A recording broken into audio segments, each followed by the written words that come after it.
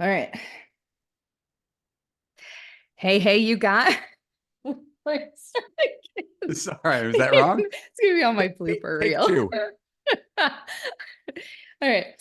Hey, you guys. This is Andrea Kanoki, and I am your host from Mrs. Temez. I am super excited today. You guys are in for such a treat. I have such a special guest today. I want to introduce the infamous Evan Marc Katz. Welcome to my show. Infamous. That means I've done something wrong that I don't know about. Well, still to be determined, I would say, Okay. right? I haven't researched all of everything you've done yet, so we can save that. So, just to tell you all a little bit about Evan, he is the world's first dating coach since 2003. I'm just going to stop there for a second because when I read that, I'm like, holy shit, I don't even know what I was doing like 21 years ago. And you must have been the only one out there that was like a dating coach at the time. And Well, I we mean, can come just back like to that. everything in the world, everything's a made up job, Yeah. right? Like it is, and so it fills a vacuum. People were asking for advice. I had no job, no skills, Uh-huh. no experience, just Went an for it. opinion. Yeah. And I was a writer. And so I turned my Hollywood writing thing into, and we could get into the backstory, but I turned my Hollywood writing career into something that was more focused on giving dating and relationship advice, and people responded to it. And the next thing I knew, I sort of hung up my shingle and called myself a dating coach before Yeah. anybody else had done that. And now there's Smart. thousands of people who do Yeah, what I there's do. No, but I'm saying, God, yes. God bless them. I mean, I made this. I can't blame anybody else for doing what I did. I love it. I love it. Okay, hold tight on that because I want to hear more on that. But I'm going to finish saying that you do specialize in helping successful women find lasting love. You have 4 books and a popular Love You podcast. He's featured in major media outlets, and his coaching philosophy emphasizes understanding men, which is so good, raising standards, and empowering women to break free from limiting beliefs. So over 13,000 women have graduated from your Love You coaching program. That is a lot. And you provide hands-on support and accountability to attract fulfilling relationships. So if you're a successful woman seeking love, this is your guy, ladies. This is the guy. He has a step-by-step plan to manifest your dreams. He's based in LA and he has 2 hilarious kids.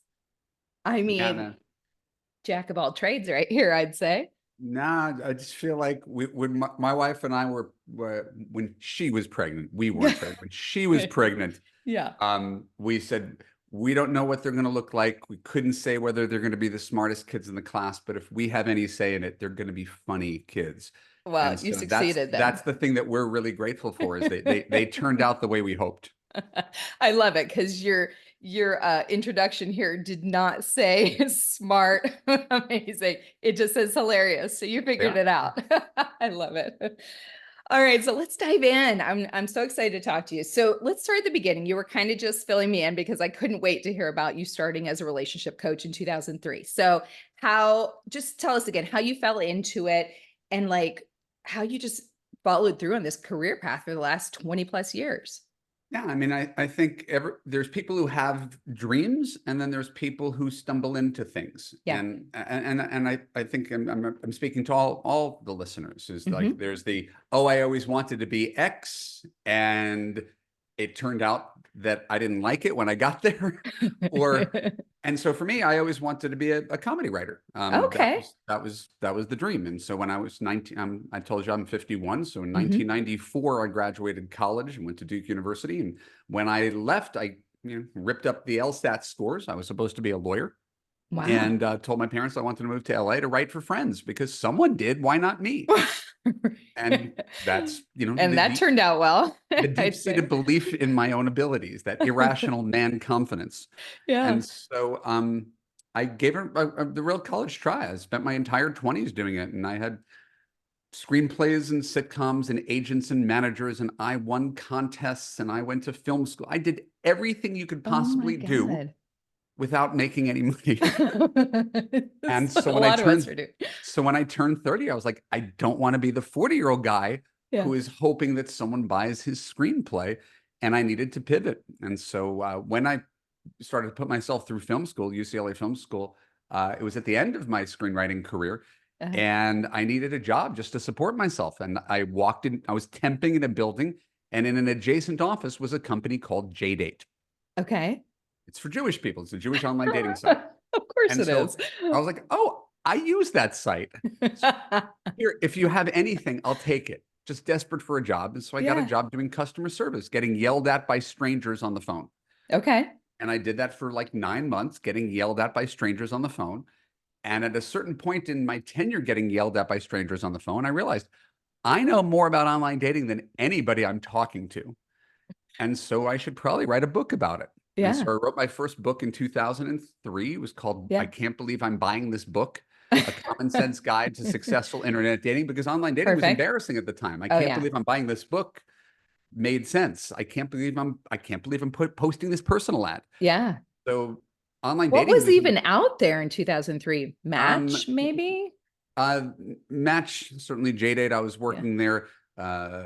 Yahoo Personals, a site called Matchmaker, Nerve, nerve.com had personals. Yeah. So there were sites and they were doing pretty well, but it wasn't mainstream and ubiquitous. They were Mm-hmm. kind of a big deal that people were too embarrassed to talk about.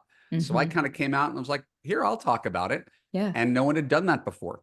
Mm. And so my book comes out in the beginning of 2004, and I dropped out of film school. And because suddenly I'm on CNN and I'm in USA Today and I'm in Time Magazine, and I'm just the same loser I was before. But are you getting paid now at But least? no, that's the thing. That's the thing.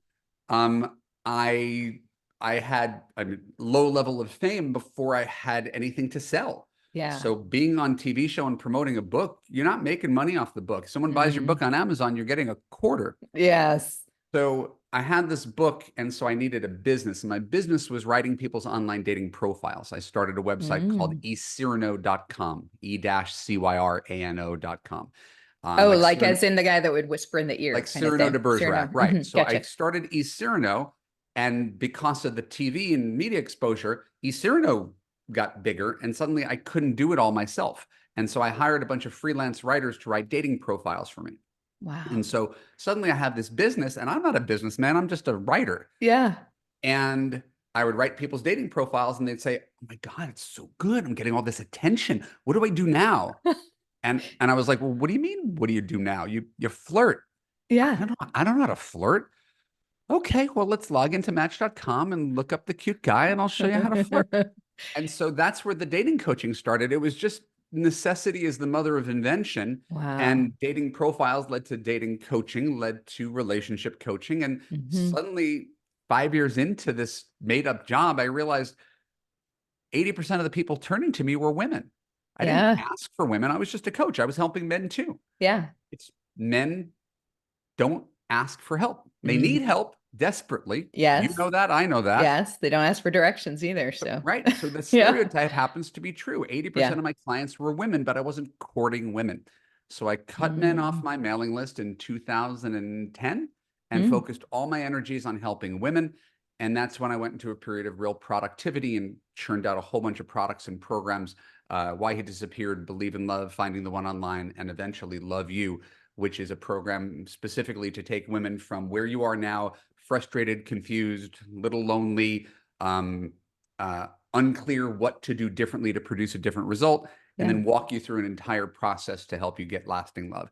And I've been doing that since 2015. So Wow. that's the quickie, That's not so that's quick the bio. story. I like a good quickie. So that was good. That's good. And I like your energy. We're having fun. We're having fun here. So okay, I love that you focus on men's perspectives. So you must have gone back to men. You went away from men for a while and you kind of came back where you're No, now. I don't help men. Oh, so you're just kind of helping women, but helping them focus on men's, because you know so much about men's perspective, you're not actually helping them. You're just helping women learn about men's perspective. If imagine a guy friend of yours, Mhm. right? And it won't be hard. Imagine Yeah. a guy friend who's a nice guy who doesn't do well with women. Yeah, I know some. And the nice guy is like, I don't know. Do I have to be an asshole? I think women like assholes, and maybe I need to change. Maybe it's a haircut. And you're like, oh no. That's not it. Yeah. If that guy wants to do better with women, he shouldn't ask a bunch of dudes what to do better. He should ask A women. woman. Right. Yes. And so that's where my business came from, is women usually talk to other women. What is he Mhm. thinking? most Hmm. matchmakers, women. And so I'm nothing against the very many women, the peers in my industry. But if you really want to know what guys think, I'd Yeah. probably ask a guy. Yeah. That's awesome. I love that. I was actually doing that last night. I'm just cutting in here, but I was on a date last night and I was asking the guy, like, we were talking about how we as women talk to other women and tell all of our little secrets, and really even going into the sex stuff, we do a play by play. We really do. We tell it all. And then I ask him and he's kind of like, no, we just kind of go over like the basics. Like, they guys just want to know, was it any good? Anything out of the ordinary happen? And then they're like, good for you, man. It's like that. It's amazing. It's that whole women are from what, Mars or Venus, one of them, men are Yeah. from the other one. It's crazy to me. Um, there's the there's a big, larger cultural conversation right now about men and women and sex and gender and Hmm. differences and roles.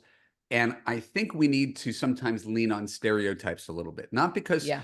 they're always true, but because they're partially true and they do a good job of explaining the world. Yeah. So, from what I've seen, what we've even talked about so far in this brief conversation, Yeah. men generally use communication to convey specific information, right? Hmm. They'll text, what are you doing tomorrow? Hmm. Right? Or you'll tell him a story and you'll tell him all the details prior to the story. And he'll be like, when's the story going to start? Hmm. No, but you have to understand how I first met Janine. Yeah. Like, right. And so guys are like, just let's get to the point. So And true. it's a little, we could overlay this onto sex. Men Hmm. are willing to go a little bit faster. Women need some warm up and foreplay. So if Hmm. we just understand that as a loose working model of the world, it Hmm. explains why there's so much friction between men and women. And we often fail to understand each other. And if I had the power to, and I don't, and I get Hmm. yelled at a lot, to help men understand women better, I would do it. Yeah. I think the world would be a much better place if men really understood women. But since I can't make them even become curious about understanding women, Yeah. I do the opposite. I try to help women understand Send men men. and at least meet them where they're at without Yeah. spending too much time trying to change men to become women. Yeah. And that's one of the trickier things about it. There's another dating relationship expert named Allison Armstrong, and Hmm. she does a bit and she says, men are not just hairy women. Hmm. Like, you want him to be you with a penis. Yeah, we do. And that's not really how it works. They're different. And you have to just understand and work within those differences. And so my job is I'm mostly a translator. Yeah.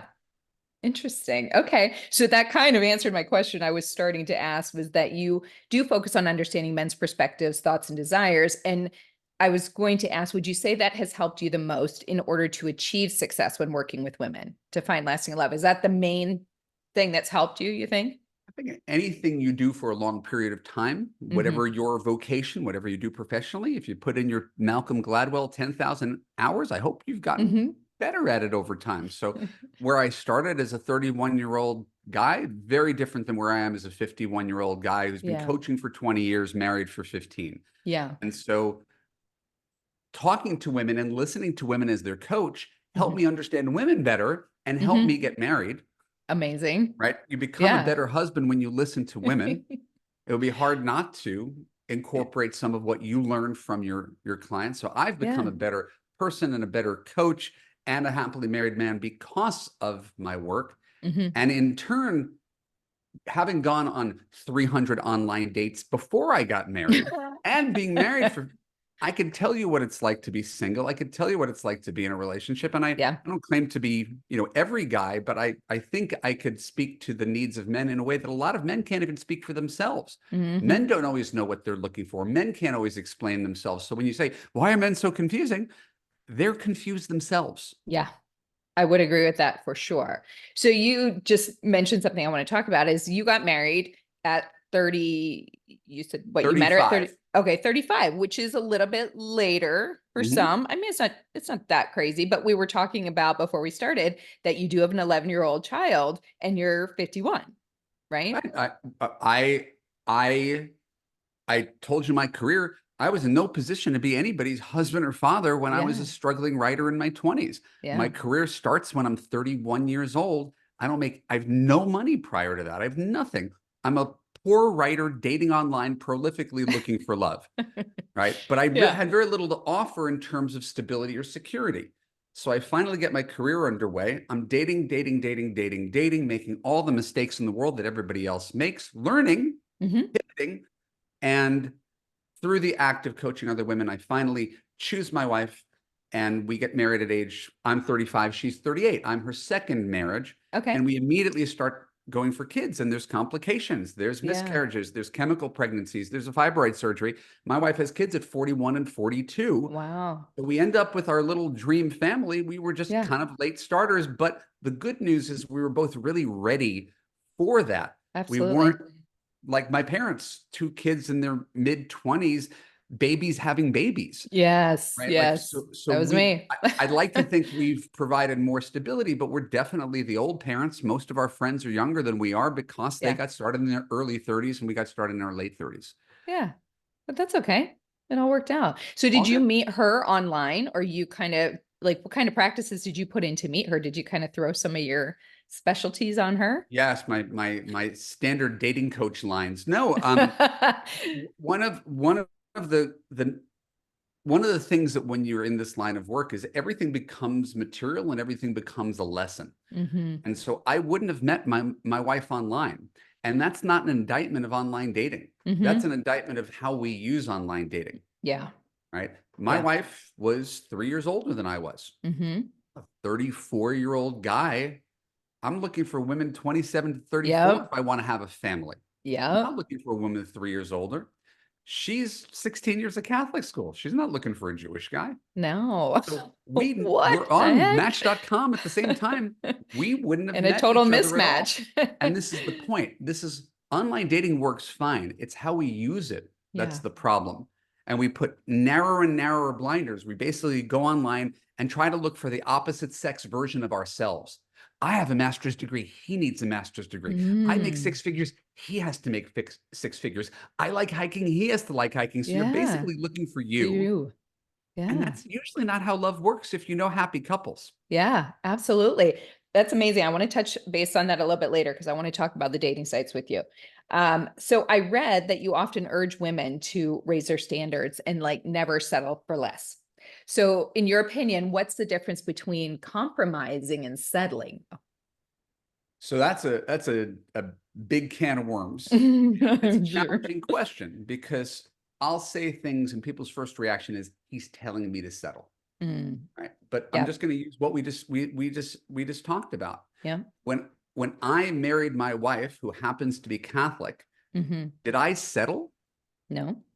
Well, I was looking for someone who was like me, East Yeah. Coast Jewish liberal intellectual. Yeah. My wife's nothing like my San Diego family is right-wing military, Catholic, God family country. Our backgrounds are Wow. nothing alike, Yeah. but we are magic. Yeah. So did I settle or did I open up to something new? And that's what I encourage people to do. If you consider what settling means, Hmm. settling is not dating a man who's 5'9". Hmm. It's not dating a man who makes less money than you, Hmm. right? It's Hmm. not right. It's not dating a guy who's, 7 years older. It's not dating a guy who's got a little ring of fat around the middle. That's not settling. Yeah. Settling is being in a relationship where you're unhappy. Settling is being in a relationship where you're anxious. Settling is being in a relationship where you're always fighting. So by my standards, you've spent your whole life settling. You've chosen guys who Mm. are tall and rich and cute and Hmm. charismatic, brilliant, Hmm. but you're single. So Yeah. it sounds to me like that is really settling. So we redefine what settling is. Settling is being in a relationship where you don't feel safe, heard, and understood. Yeah. Okay. Yeah. And then whatever package that comes in almost doesn't matter. Obviously, you have to be attracted to him. Obviously, you have to Right. respect him. No one's saying you should be in a relationship where you don't respect him and you're not attracted to him, Hmm. right? But once we let go of exactly what that looks like, it comes in so many different forms. And so the difference between settling and compromising ultimately is how you feel about it, Okay. right? You Yep. settle your way into misery. Oh my God, I Hmm. can't believe I'm with this guy still. Yes. Compromise. Everybody compromises on everything. Your Yep. job's a compromise. Your home's a compromise. Your friends and family are a compromise. Hmm. You think your husband's going to be the only thing you don't compromise on? No. For So sure you not. compromise, but you're happy with the compromise. The way hopefully Yeah. you're happy with your job and you're happy with your home, even though you know what you could do differently in a perfect world, Yeah. right? So everything's a compromise. So we need to make sure we're getting 5 elements in any relationship as a baseline: character, kindness, consistency, communication, commitment.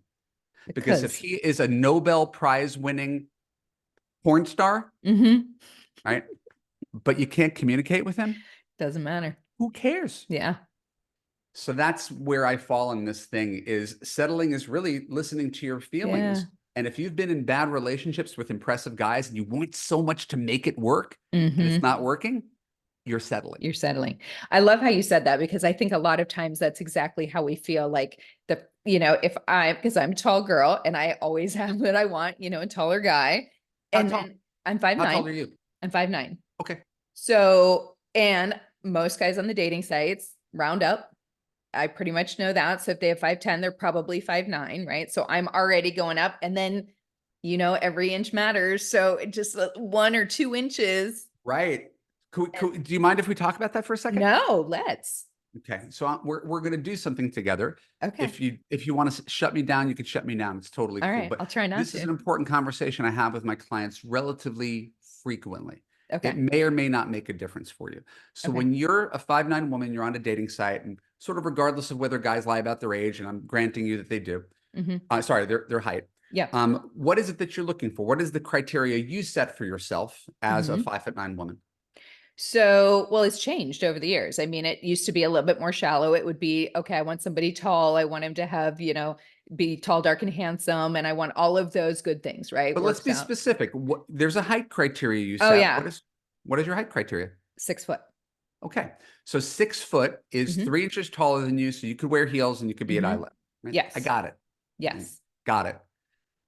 Do you know the statistics on height for men? No, I do not. Would you like to know the statistics? Please, because I need to know why I run out of people to look at.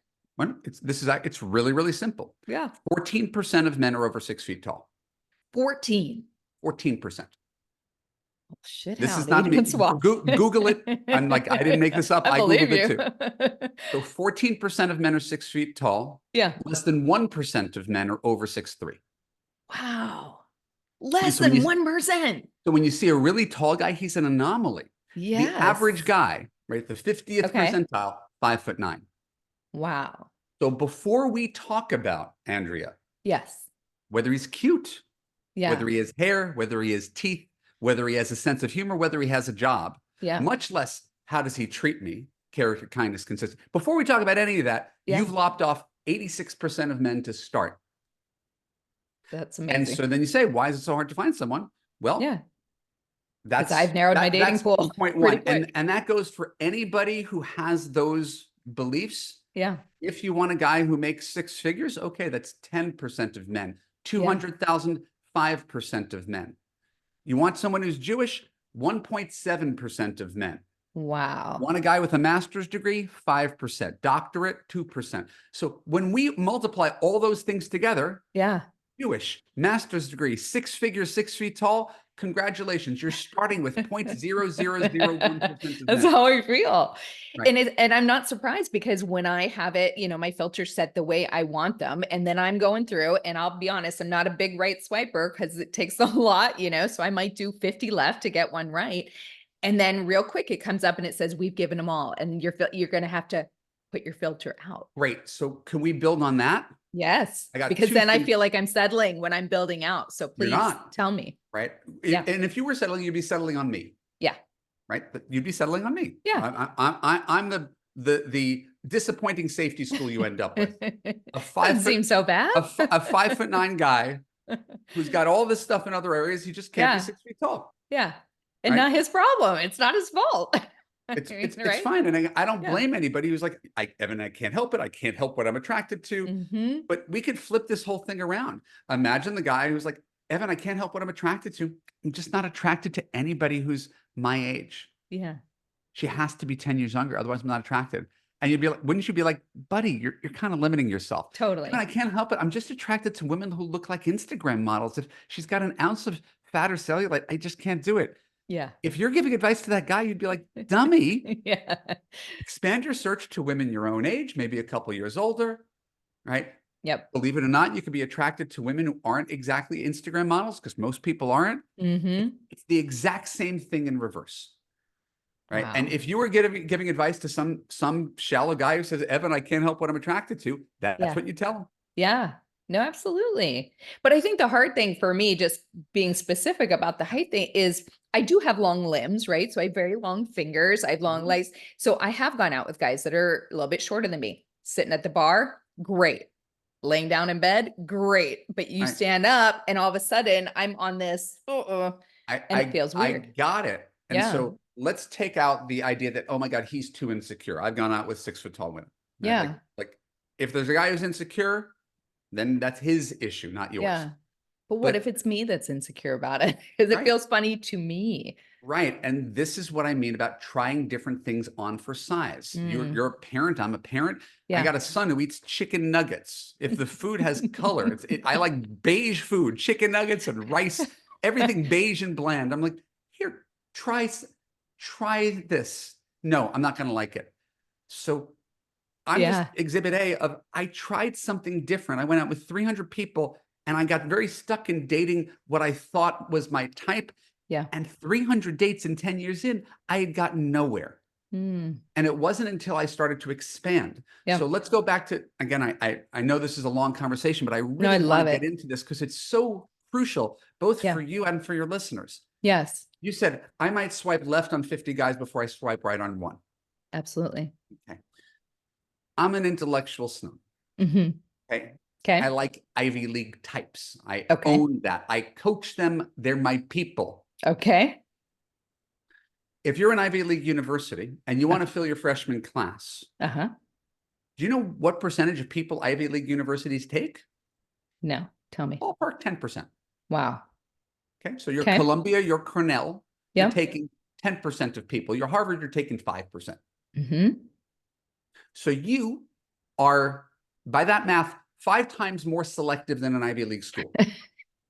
Your standards are so high that you could take 1 out of 50, which is 2% of people. Yeah.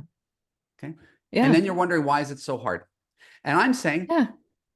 be Cornell, be an Ivy League school. And if you're open to 10% of people, not 2% of people, Mm-hmm. you've quintupled your dating pool. Mm-hmm. That is And so and by true. the way, you're still selective. You're rejecting 90% of men. Yes. 90%. But maybe now I have a chance of actually meeting somebody if Right. And that's if I the do that difference 10. between having a love life and not having a love life. I'm Yeah. not telling anybody to settle. Yeah. I'm saying if you're 5 times more selective than an Ivy League school, you're Yeah. doing something wrong and it's Mm. getting in your way. Mm-hmm. Yeah.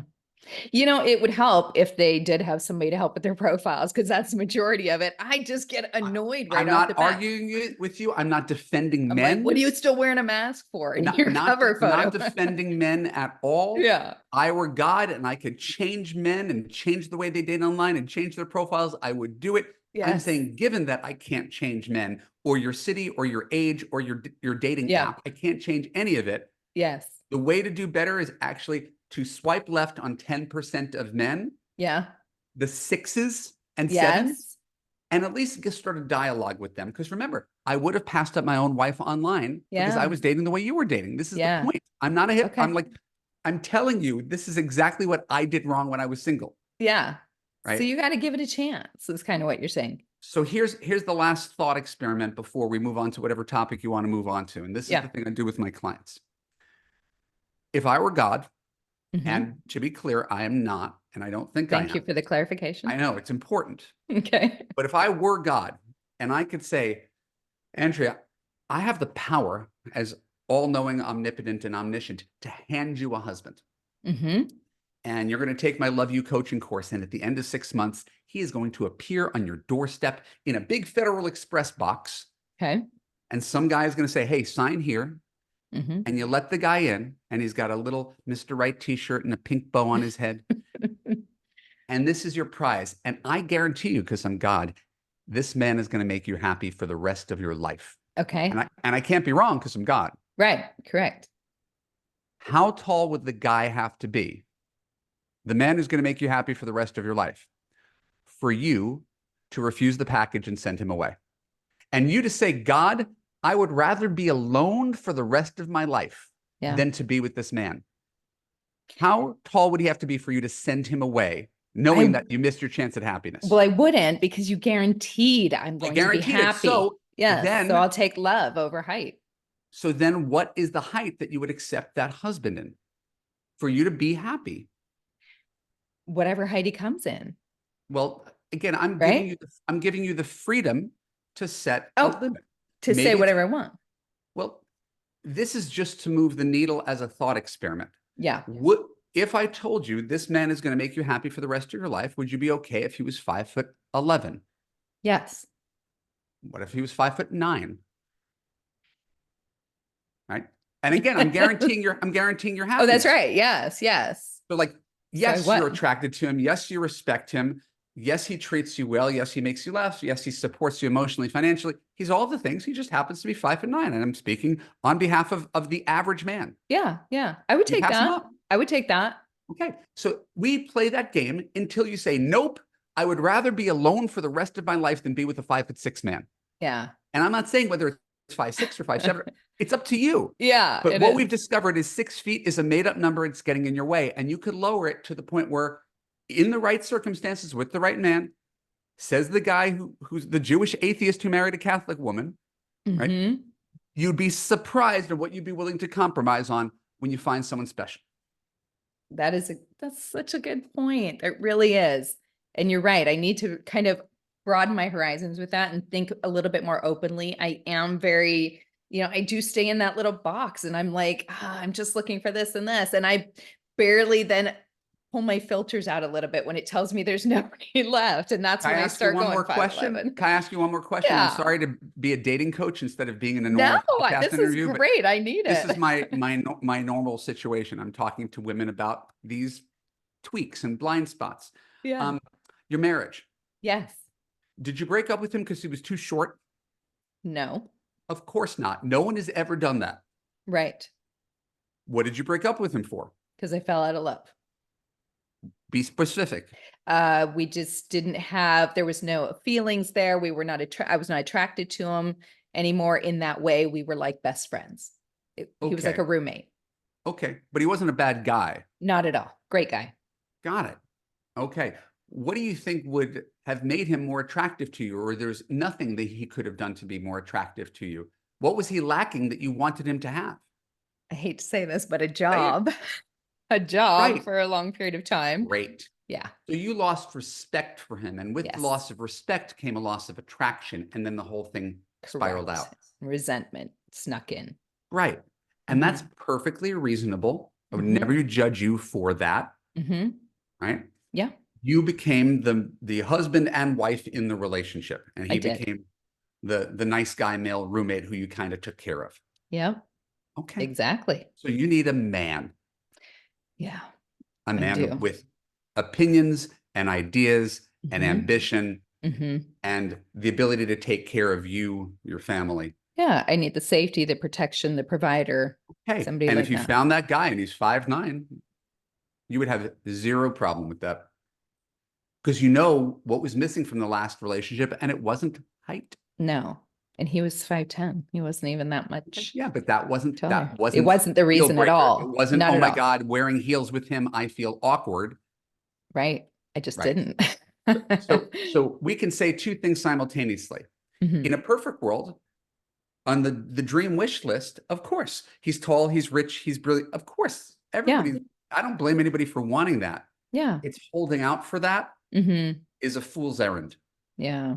Because there is no such thing as a Mrs. Happy Elon Musk or a Mrs. Happy Steve Jobs or a Mrs. Happy Jeff Bezos.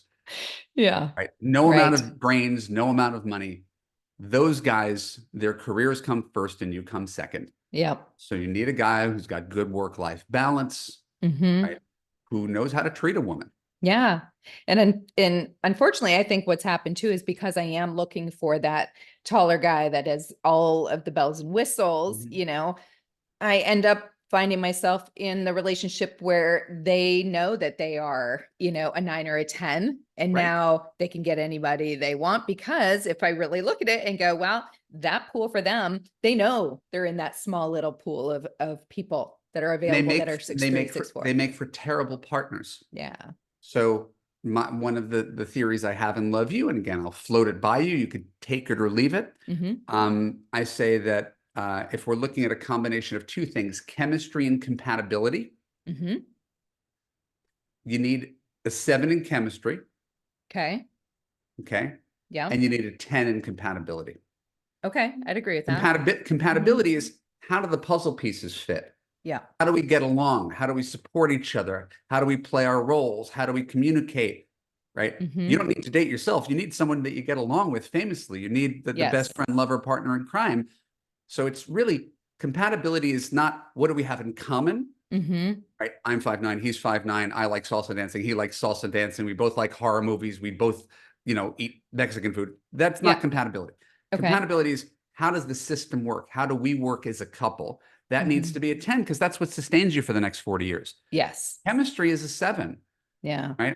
Because it's going to wear off. Is this off. person attractive? Are they good giving game in bed? Right? Yeah. Just the baseline of that. It doesn't have to be off the charts. And people usually do the opposite. They look for the 10 in chemistry, and then they keep their fingers crossed that there's any compatibility. Because if there's chemistry, well, then I guess we're in love. Right. You can have chemistry with a shithead. Yeah. And try to make things work with the shithead for 2 years. Yeah. And try to convince the shithead to give up the other woman and stop working 60 hours a week. And it never works. So if we could have a slightly different relationship model, 7 chemistry, 10 compatibility, that is the ticket to a lovely life. Oh, I love it. That's huge. That's huge. So I'm going to remember that. I'm going to set my filters a little bit different and try it.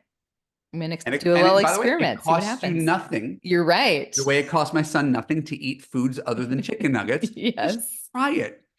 Yes. And you might like it. Who knows? Maybe. You might. Somebody once said to me, I heard somebody say, all my kid wants to eat is peanut butter and jelly sandwiches every day. What am I going to do about that? And the doctor said, how many adults do you know that only eat peanut butter and jelly sandwiches? He'll grow out of it, right?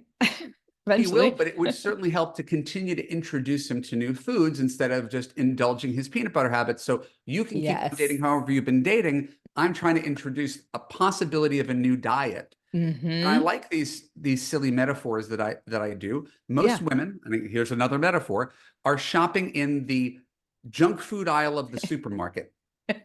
Right? I'm dating narcissists. I'm dating players. I'm dating emotionally unavailable men. I'm dating losers and fixer-uppers and alcoholics. You're shopping in the junk food aisle. Yeah. And it's like, you said, but it's all junk food. It's not. No, it's not all junk food. You literally have to go 2 aisles over, and there's chicken and vegetables. Yeah. And they're tasty. Yeah. But it's not as tasty as the ice cream and the cookies. Right. But it's plenty tasty. And you could live for the rest of your life with the chicken and the vegetables. Yeah. So I say chicken and vegetables. You hear rice cakes and kale. He's telling me to settle 7. I want a 10. Yeah. Name one couple you know that has 10 chemistry and 10 compatibility. Can't. We didn't prepare this. Name any couple you know that 10, 15 years into their marriage has a white hot sex life and are best friends and they never fight. No, I don't know anybody. Right. Yeah. Right. So there are different decisions that you make when you're making a decision for 40 years than when you're making a decision for 6 months. I am taking this all in. You see me just looking at you because I'm trying to absorb it. You're so right. So I've been playing I'm like in the wrong shopping aisle is what I'm doing. You're doing what most people do. Yeah. And it's the only reason I have a job is because what you're going through, especially post-divorce, is so common. I want to correct my ex-husband couldn't hold down a job, didn't have a career, couldn't support us. I'm looking for money. Yeah. And I just did a podcast episode on it. It's called the overcorrection. Right? Yeah. You're in a relationship that becomes a loveless, sexless relationship. You don't have sex for the last 5 years of your marriage. What's the next thing you're looking for? White hot chemistry. Yep. Then you get white hot chemistry. What do you have? White hot chemistry with the guy who's emotionally unavailable, wants to text you once a week and hang out. Yes. Right? So congratulations, you got your white hot chemistry. You didn't get a relationship, but no. Oh, I got a guy who's rich, but he's married to his job. So we're really looking for this middle lane here. No, Yeah. you shouldn't settle on a loser that you have to support, but you certainly don't need a guy with a private jet either. Right. Happy medium. That's I where love all the good stuff is at, this right one there in the right middle. there in the middle. And that's why I need to start looking. I'm always trying to go around it. What's behind the middle? I'm sorry, I'm talking so very much. It's more you're giving me the freedom to share this I stuff. love it. I should probably Please. go with your questions instead of just dipping in with my answers. No, So this is why I wanted you here. They're tired of listening to me. I want somebody that can like really give a different perspective and a man's perspective for that matter. I mean, because we don't always get that side, you know? I think it's because you're divorced and you're dating and you're open about this that I'm Mhm. feeling that and saying in a really short period of time, here's things that I see women in your position do frequently, and here's how you could not get trapped by those. I love it. I think it's great. Okay, I'm going to go back to my questions though now. Okay. All Yes. Yes, ma'am. right. Okay. So, okay, we'll see how this one goes because you may have already kind of answered it, but I think this kind of goes hand in hand with the topic of why, as women, we don't attract the wrong men, but we accept the wrong men, right? So, what can we do to turn that around? Do you have anything more to add to that? Well, let's start off with a theory. Maybe you've had it, maybe you've heard other women say it. I attract the wrong man. Why do I attract the wrong men? What's wrong with me? Why do I attract them? You ever say that one? I say it. Yeah. Heck yeah. But my theory, What's wrong with just a me? theory, like everything here is just a theory. Yeah. My theory is that you don't attract the wrong men because you're not a magnet. You don't attract men. Okay. You choose men Yes. and you select men and then you Yes. double down on men. Yeah. So someone else meets a emotionally unavailable narcissist Mm-hmm. and she realizes from his infrequency of texts, the fact that he doesn't follow up quickly for a second date, the fact that he doesn't want to hang out platonically and get to know her, the fact that he's not introducing her to his friends and his family, the fact that his profile's still up, she realizes in the first couple of weeks, guy's a waste of my time, block. Yeah. Someone else spends 6 months trying to get that guy to commit to her. Yeah. Because we think we can fix him or we think we can bring him around, right? You choose the wrong men. That's me. You accept the wrong men, and then you try to change them, where other people are like, nope, not my guy. Nope, not my guy. Yeah. And they could cycle through those guys in a few weeks, where other people spend months and years on those men. So how do we get in that mindset real quick? Like is it just a switch? You got to just go try something new? In my Love You course, I tell women, you are the CEO. Men are the interns applying for a job. Mm. So how do you know if an intern's a good fit for the job? It's not just how he looks in a Brooks Brothers suit, not just what's on his resume. Yeah. What do we want in an intern? He comes in early and he stays late. Yes. He wants the job. Oh boy, does he want the job. Mm-hmm. He'll do anything for the job. Go getter. Yes. Effort. Mm-hmm. Not did I like him on the date? Oh my God, I like him so much. Such Mm-hmm. great chemistry. We closed down the bar. We made out. Okay, great. Did he follow up the next day to say that was amazing? When can I see you again? Mm-hmm. Because that's all I care about as your coach. Yeah. Is he making the effort to get the job? Well, and effort is huge. And I found from dating that most men will do the bare minimum, but also because I won't speak just for me, but we're allowing it, right? We're allowing the bare minimum. A man can't treat you any way you don't allow him to treat you. If you ever feel like you're a doormat or you're treated like shit or you have no boundaries, you're the CEO who agreed to hire an intern. Yeah. So fire him. Criticizes the boss and shows up at work for a half a day a week. Yeah. And you're like, okay, intern, you have a great resume. Oh, so because I can see me being like, you got the job. You're great. Right. Oh yeah, you got the you have all the credentials we're looking here. We're not going to pay attention to your work ethic or your character, but you have all the credentials we're looking for at this company. You're 6 feet tall and you have a good job, you're in. Yeah. And I like good arms and pecs. So that's in there. Most important thing, good arms and pecs. That should be a thing on our profile, but go on. but that's the thing. I don't blame you for liking good arms and pecs. There's a 0% correlation between pecs and good husband. Right. Right. But, and I think that I just kind of have hung on those little things of, because I didn't in my marriage have that chemistry after a while. So then my whole spiel on it is that I'm looking for the guy that I have the chemistry, the 10, because I want that passion and the chemistry. I've said that. I can't even tell you how many times I said that. Oh, I'm looking for the one with passion because I didn't have that in my marriage. Right. And so let's understand everything is a scale. Any Yeah. movie you see, you could rate it on a 1 to 10 scale. Any meal you have at a restaurant, you could rate it on a 1 to 10 scale. Any item of clothing, we could rate everything on a 1 to 10 scale, however gauche that sounds. Yeah. So I'm not denying the incredible power of 10 plus plus chemistry, but let's remember what chemistry is. It's brain chemistry. It is literally dopamine, serotonin, norepinephrine, pseudoephedrine coursing through your brain, lighting up the pleasure centers of your brain like cocaine and methamphetamine. That's what chemistry is. Yeah. You're on meth. Yeah. It's So a high. is there a good story about someone who's been on meth? Does No. that ever have a happy ending? No. So that's why I don't place as much value on chemistry, even though I love it the same way that someone who does coke probably loves it. Yeah. It's just not a very good baseline because your future's not like that. Chemistry wears off. You go to Wikipedia, go to Yeah. the biological basis of love in Wikipedia. Chemistry wears off in 18 to 36 months. So what are you left with? You better be left with something better than the tingles. You're right. I'm left with the emotionally unavailable guy that doesn't know how to communicate and doesn't text back, doesn't call me, Right. and So does the bare I minimum. think of it as a both and, not an either or. Yes, you need someone you're attracted to. Yes, you need someone who's good in bed. He doesn't have to be the most attractive. He doesn't have to be the best in bed. Yes, you need a guy who has a decent job and could pay his own way. Yeah. But you don't need a guy who could support you. You support yourself. Like we basically said, I need the best of every category. Yeah. He has to be 6 feet tall, and he has to be richer than me, and he has to be smarter than me, and he has to be. And then we say there's no one to date. And imagine if men dated that way. She has to be taller than me, richer than me, smarter than me, funnier than me, she has to be. So women are like, I need to date up. Yep. And so imagine men did the same thing.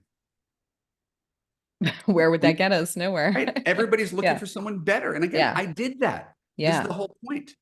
And then we have to get rid of up, right? Yeah. Taller than you again. It's an attractive thing that's nice. I'm not against it. But date up in character. Yeah. Date the best human being you know. Date the person you trust the most. Date the person that you can let down your guard and be your goofy self, your messy self. Like, date the guy who gets you and allows you to relax and let down your guard. Right? Date the guy who makes you feel the way your best girlfriend makes you feel. I love this. I love this part. This is giving me the tingle because I'm like, yeah, I want that. That's what I genuinely, truly want. I just got to get to go with everything else, right? But that's where happy couples land. Yeah. Like, if you know happy couples, I joked about, I don't know anybody with a 10 chemistry, 10 compatibility, but if you know a handful of genuinely happily married people where you like them, you respect their marriage, you might not want to be with their husbands, but you get why they are happy. Yeah.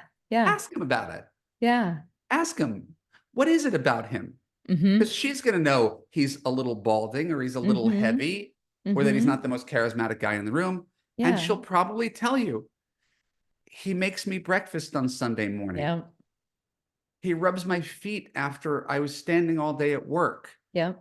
Right. He is willing to go visit my mother for 5 straight days.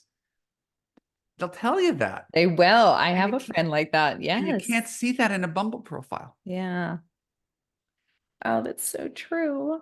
So, okay. So let me ask you this. Speaking of chemistry, do you agree though, that if you don't feel the chemistry or want to kiss on a first date, like, because the chemistry you're saying only lasts 18 to 36 months, right? So you do want to feel that, right? And if you feel right off the bat, like, that's kind of my thing. While they're talking, I'm looking at them going, would I want to kiss them? I don't know. That's that. But if you don't feel that on the first date, do you think you should move on, or can that grow? Is there something you should give them a second chance? Do you think? Let's make a distinction. Okay. If we're going back to our 1 to 10 scale, and again, I know it doesn't sound good to rate people, but I do this in my own Love You course. I have a little cheat sheet in week 8 of my course, which is the one on first dates. And you print it up and you give your first date scores on comfort, fun, and attraction. Okay. right? And what we're doing is really listening to feelings. We're not listening to the, here's his job, here's our common interests, here's what he likes streaming, here's his keto diet. None of that stuff matters. Yeah. Comfort. How did I feel? Yeah. Was I nervous? Did he seem like a player? Did he seem a little slimy? Did he have a little awkwardness where I didn't feel like I could vibe with him? So comfort, could I be the best version of myself? Right. Fun, Fun. speaks for Yeah. itself. Yeah. He could be a good guy, but if you have no fun on the date, why go on a second date? And the Yeah. last one is attraction, right? The thing you talked about. Yeah. If he leaned in to kiss me at the end of the night, would I kiss him back? Yeah. Okay. Those things have to be at least a 6, all of them. Okay. Okay. Right? And 6 is a made up number, right? Yeah. It's just a positive score and Yeah. not a negative score. Right. Yeah. So a 6 can turn into a 9. A Okay. 3 can't turn into anything. Yeah. So Okay. so you don't have to, my point is, you don't have to talk yourself into going on another date ever. Okay. You should just want to go on another date. Yeah. And I Right? So guess, yeah. there's no, I'm going to give him a chance. Yeah. You shouldn't have to give him a chance. You should look for, oh my God, balloons because of Zoom, balloons.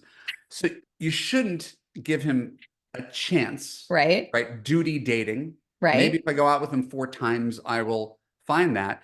No, if you have fun, you're comfortable, there's enough of a spark that maybe kissing could heat things up and turn things from a 6 to a 9. Could. Like, that happens all the time. But I never tell women to go out with men they're not attracted to, Okay. because it's just a losing proposition for everybody. It's not fair to you and your time. It's not fair to him either. Yeah. And can a bad kisser get better? That's a good one. If it's Can a bad bad kisser kiss, get better? guppy. I don't know. Yes. Can you teach them? Should you have to teach them? In a perfect world, no. In general, you don't want to have to change men. You want to assume a guy's a close to finished product. Yeah. But remember this, and this is something that women often forget. Men want to please you. Mm-hmm. A good guy wants to please you. He wants to Yeah. make you happy. If he's kissing you and you're not responding and he's crazy about you, he's going to want to know. No guy Why? wants to be the guy who's bad at kissing. So and then there's a framework, there's a way to communicate to Yeah. get someone to hear you where you're giving them constructive criticism. There's a way to do that delicately. Right. But understand that if you're with a guy and he's crazy about you, he wants to make you happy. And if he's not pleasing you, yes, you could train him up. Yeah. Whether you keep him is a different story. Yeah, exactly. Okay, I'm going to go down another little path with that one. So let's talk sex. So you're having sex with a guy that is.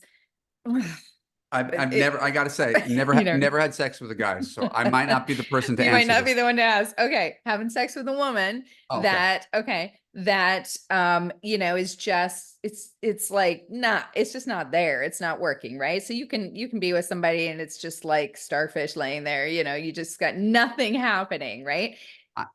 Yeah. And okay, maybe as a woman, so if I'm with a man that's doing that and I now fake an orgasm, I'm obviously doing a disservice, right? Because he's now thinking he's way better than he is, right? And I'm not Right. helping the next girl at all. So do you just what do? You just go along with it and sorry, that didn't work for me. Where do you go with that? I think it's probably like any other. I thought you were going to ask a different question than you did, so I'll go with you asked a fake orgasm question. And then I want to hear your question that you thought it was. Well, I dated someone I was crazy in love with, who was your proverbial starfish in bed. Okay, But she was like my favorite person. I just adored her, but that sucked. didn't bring much in the bedroom. Again, it never sounds good to criticize someone, but didn't bring much in the bedroom. Yeah. And she ended up breaking up with me, so it wasn't a problem. Okay. But it could have been in the long run. Yeah, absolutely. I never got to find out whether that was going to be a long-term problem, but I suspect it might have been. Was part of you like, wait a second, she's breaking up with me and she was the one that was sucking Well, she broke up with me for other reasons. Okay. I mean, it's another story for another day, but Sure. But as much as I'm talking about 7 chemistry, where everybody's like, he's telling me to settle, he's telling me to settle, he's telling me to settle. Yeah. You need to have, and everybody says this, every study says this, conservative Christians say this, you need to have a satisfying sex life to have a good marriage. Right. Yes. So there's nothing controversial about that. If you're Okay. not satisfied with your sex life, there's going to be a problem. Yeah. If this is the only place you can believe get that. sex, you can get other needs met in other places. You This is have to it. have a decent enough sex life that you're both basically satisfied. Okay. Okay. Yeah. And because of that fact, Mm-hmm. faking it, while it gives him short-term gratification of making him feel good about his performance, Yeah. right, which is nice, People pleaser um, that. it, it doesn't ultimately do anything. It's like telling your kid they're a great singer and then they try out for American Idol and they're embarrassed themselves because no Yes. one ever bothered to tell them. Right. So Right. going back to that same thing with the kissing, if he wants to please you Yeah. and he says, "How was it for you?" Yeah. Right? In that moment, maybe you say it was really lovely. And Okay. then maybe afterwards, right? Not in the moment. In the moment, Okay. he might not be able to handle this, but maybe afterwards, hey, the other night you asked me how it was, and I wasn't fully upfront with you. Okay. And I want to know, do I have permission to give feedback? Because this is something that's really sensitive Yeah. and I adore you and I love you and I don't want to hurt you. But Mm-hmm. I know you care. I know you're my boyfriend. I know you want to please me. And Mm-hmm. so I want to be candid with you about how we could have even a better love life and we can have even a more intense I connection. like it. Right. So you ease him into it. Do I have Yeah. permission to share this feedback with you? And he's going to say, yes, Yeah. of course. Yeah. He Right. wants to be And better. then you Yeah. have to figure out a way, the way it's any business thing. It's the compliment Yeah. sandwich. I love how you look at me. I love how you do this. He can't help his equipment, so don't criticize it. Can't help Right? that. But if you have a specific criticism, right? Yep. Instead of, nope, just didn't do it for me. That's useless. That's just going to make him feel like crap and give him a complex. But if you have Okay. something specific, I really like it when you go down on me. And when I make noise, it's to let you know it's working and you weren't picking up those cues. Yeah. And would it be helpful if I pointed? Would it help me if I told you, if I tapped you on the head? Moved your head? Like, Yeah. I just want to make sure when you're pleasing me, I let you know to keep on going. And if you Yeah. can't figure out how to please me, I'm glad to be more vocal because I know I'll be happier. You'll probably be happier if you're really pleasing me. And now we're in a real dialogue where you're not Mm. attacking him and saying, you suck in bed, Yeah. boyfriend with the micro dick. Like, right. He's So holding up his pinky if finger, people. right. So if there's something that he could do, Yeah. then that's constructive. Yes. Constructive, designed to help. Destructive is, you know, Saying it in the I moment. felt nothing. Yeah. Is it in? Right? That's it. Like that doesn't help anybody do anything. It just deflates Yeah. him. So, Yep. if you're being sensitive to him help you. And I Yeah. think it could be mutually rewarding. Yes. I love that because I love to not bring it in right in the moment and take away from everything going on, but address it later. I think Right. And this is that's the great. thing about, we talk about, a guy as a dating coach. I Yeah. didn't have a ready-made answer for that question, Yeah. but I I put threw it myself at in you. the shoes. I put myself in the shoes of the guy who'd be criticized. How would I be able to receive this criticism Mm-hmm. without getting angry and leaving the room or Mm-hmm. walking away with my tail between my legs? Like, Yeah. how could I receive that? So I always put myself in the shoes of the boyfriend in question Mm-hmm. and say, would this work on me? Yeah. And that's mostly my coaching philosophy. Would this work on me? Yeah. Yeah. And I think it's great because it's creating communication between the two of you as well. Sure. And, allowing you, it probably strengthens you a little bit, I would think, and allows you guys to kind of grow and feel more comfortable to talk about sex as a whole. People are always Sure. afraid to talk about it. And I think it's good that you do. So, yeah. Okay. I love it. Thank you. Okay. So You're welcome. why do you think that dating is more complicated now than ever before? And let's talk dating sites. I need to hear about these. Yeah, I Your mean, thoughts. uh, without being doing something completely tone deaf as a man, may I ask how old you are? I am 49. Okay, so we're pretty much Very peers. close. Yes. Um, so you grew up in the before times. You grew up Hmm. before there was an internet. You grew up before there were cell phones. You grew up before there was social media. I did. I And I got did too. married at 24. Right. And Yes. so all of that informs my opinions about this, not because Hmm. I'm just, old man who shakes fist at sky, but because I do remember a world where there was something that resembled genuine courtship and people tended to like it. In fact, I did a TED talk about it back close to 10 years ago. You can Google Evan Marc Katz and No More Bad Dates. And Okay. I did an 18-minute thing on this. I'm not doing 18 minutes on it right now, but Yeah. basically in the olden days, you would meet someone at a party or a bar. Let's say it was me and you, and we would be in the same room and someone would introduce us, or we'd be standing by the punch bowl and I'd be like, hey, have you had a drink? Or, what is this cool 80s mix? Or how do you know the host? It would be some pretext for us to talk. Yeah. And we'd talk and make a little banter. And if it was good and we were both having fun, I'd say, hey, you want to step outside and grab a drink or grab a smoke? Yeah. And then we'd step outside and we continue the conversation, right? So Yeah. 15 minutes here, and then go outside, talk for an hour. And then after an hour, if it's going really well, and I look at my watch, I'm like, oh my God, I got to go. Can I get your number? Write it on a napkin. And then I get that number. And I'm getting that thing bronzed. This is my big accomplishment for the whole week. Right. Got a number at a party from a cute girl. Yeah. That's what dating was.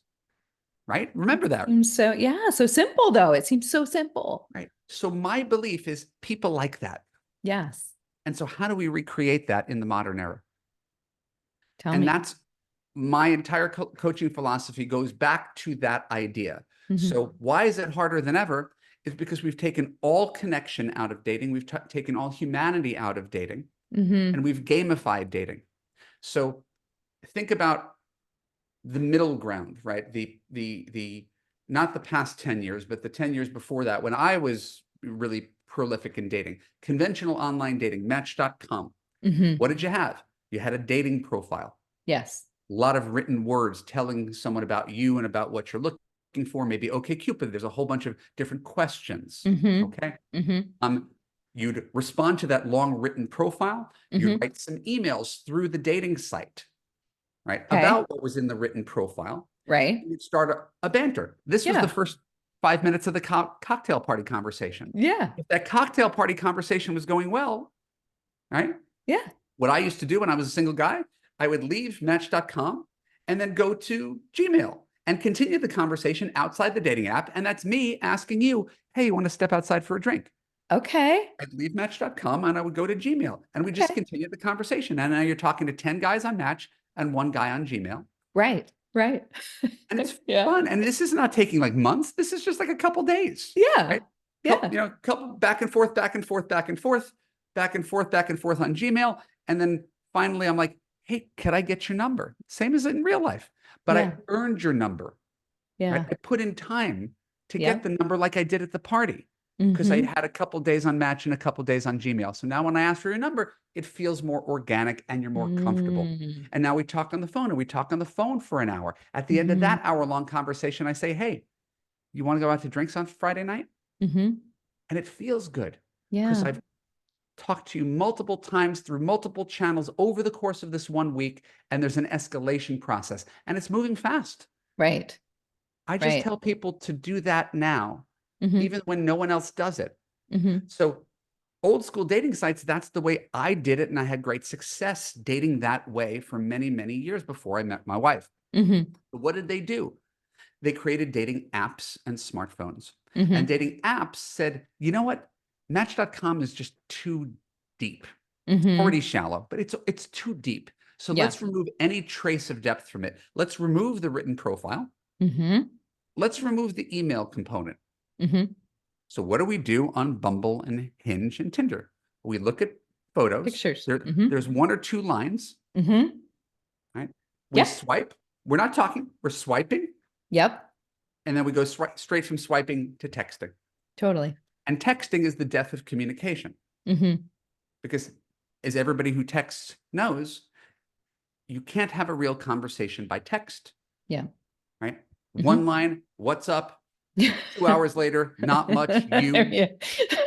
2 days later, sorry, busy at work. Here's a picture of my breakfast. Right? It's a whole drawn out non-conversation, no stakes, no interaction, no body language, no information conveyed. Yes. And then we're wondering, why does dating suck so much? Right. And so this is where we're at as a society. I don't get to change that because I don't like it. I'm just observing. It used to be better. Online dating was better than Hinge, Bumble, Tinder. Everybody's doing this now. So how do we bring some of the old school philosophy to this newfangled technology? Yeah. And so we need to write longer texts that Okay. are more informative, closer to emails Mm-hmm. to make a real connection. If you insist on using these apps, I would still rather put you on Match or OkCupid. But if you insist on using an app, write Mm-hmm. something that's a little more meaty. And it's Okay. hard to write something meaty. Why? Because there's no profile. There's nothing to say. Yeah. You're cute. Tell me more about yourself. How's your day going? This is what happens when you remove information. Okay. I like more information. More Yep. information means better conversation. Yep. And instead of swiping, texting 1 or 2 times and Mm-hmm. arranging a quick in-person meeting, because we're so busy, Mm-hmm. what happens when you go on those quick in-person meetings? You're going on a blind date with a Yep. total stranger who you don't even know if you Yes. like them, if you're attracted to them, whether a decent person. It is, for all intents and purposes, a blind date. Yes. And then you show up on the blind date and he sucks. Yes. And it wasted your time. Yes. And then you do it again. And But can you again, be too long? Can you, like, if you're texting and stuff for like a week goes by and you're giving all your information in there? you were missing one important step. Okay. Okay. My old method was dating site, email, phone call. Yes. That was the old way. I called it 222. Okay. Couple emails here, couple emails here, couple phone calls, date, all in Okay. less than a week. Okay. If you're on an app, email doesn't make much sense. So Correct. longer texts that are like emails. Mm-hmm. And then your next point of contact is scheduling a FaceTime. Mm-hmm. FaceTime. Okay. Scheduling. Yes. Not because otherwise you get stuck in texting hell. Texting Totally. is the worst. Yeah. So if you're making a connection, it's unique and you're having fun Mm-hmm. and he's worthy of your time. Mm-hmm. Hey, Brad, you've got your cell phone. I got my cell phone. Why don't you press the little green dial button and see what happens? Yeah. Or gotta run. I'm around tomorrow night at 8:30 while I'm commuting. Let me know if I could expect to hear from you then. And Yeah. you schedule, and that is your first date. It's the phone. And that first date by FaceTime Mm-hmm. replaces the blind coffee date. And if you talk to a guy on FaceTime for 20 minutes and you want to kill yourself, well, you don't have to meet him. And you saved a lot of time. So, I think it's super cute to do a everybody, FaceTime date. You both have a glass of wine, you just chat on there, you know. So that's the whole point. Everybody's like, Evan, your method takes so long. No, it saves you time of going out on dates with total strangers who suck. Because that's what makes dating soul sucking. 2 things make dating soul sucking now: going on blind dates with strangers who are terrible, and texting indefinitely where things go nowhere. Yeah. So my method is avoid texting as much as possible. Yeah.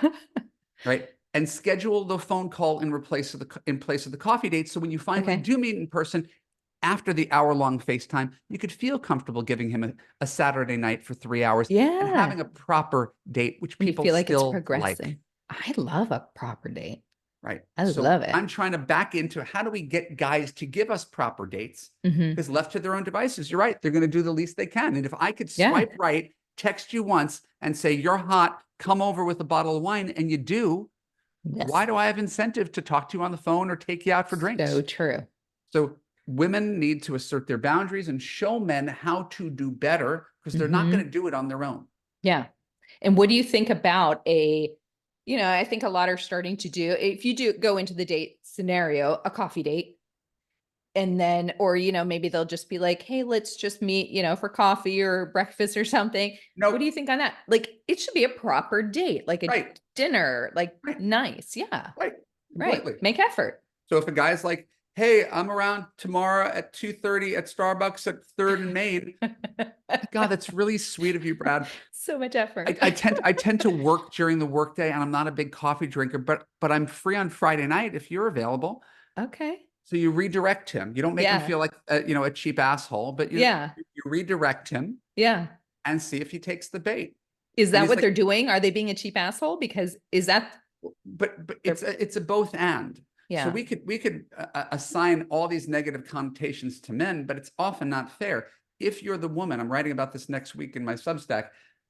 If you have not put yourself in a man's shoes to know what it's like to pay for $100 date a week with a stranger, don't judge men. Like it is really awful to pay for someone you don't like. Yeah. Right. I get that. It's awful enough for a woman to go out with someone you like. Imagine picking up the check at the end of a date you hated. Yeah. And spending money on that person you hated. Men do that all the time. Oh, yeah. Yes. So I understand the impulse of why guys want to do the quick Yeah. Is she cool? Is she attractive? Meet and greet. Mm-hmm. But it also doesn't convey much thought or personal investment. So if you make a bigger connection prior to the date, he's more likely to spring for a real date. But why would he spring for a real date for someone he swiped and texted once? Why would he spend Right. $100 on a swipe? So that's why we do relationship building before the date. Okay. All the pre-date stuff creates better first dates. Yeah. And it avoids bad dates. Because if via email, phone, text, whatever, you discover he's stupid, he's lazy, he's incurious, he has anger issues, he's a perv. Well, guess what? All that time you put in to screen him Yeah. saves you the trouble of meeting that guy in person. True. So true. Okay. So this is something that I come across and I kind of get into debates about it back and forth with different people, is about the man paying for the date. Should a woman offer to pay on a first date, third date, at what point, or none at all, in your opinion? Just like your thoughts on that. I